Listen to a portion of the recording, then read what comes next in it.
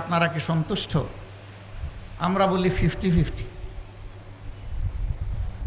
দেশের সরকার হয়তো বা চেষ্টা করছে, সকলের দৃষ্টিভঙ্গি সরকারের যারা আছেন আবার সমান না। এটা কোনো দলীয় নির্দিষ্ট আদর্শের সরকারও না। কেউ কেউ টানে মক্কার দিকে, আবার কেউ কেউ টানে মস্কোর দিকে। এই দুটানা অবস্থায় জাতির মাঝে মাঝে অনেক বড় ক্ষতি হয়ে যায়। মাঝে মাঝেই এই ধরনের কিছু অনাকাঙ্ক্ষিত পরিবেশের মুখোমুখি আমাদেরকে হতে হয়। নারী অধিকার সংস্কারের নামে সম্প্রতি একটি রিপোর্ট জমা হয়েছে।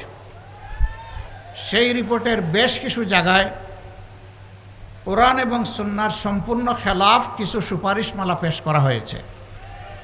আমাদের প্রথম কথা হচ্ছে যে এই কয়জন এই সুপারিশ পেশ করেছেন তারা এই দেশে 9.5 কোটি মায়ের প্রতিনিধিত্ব করেন না।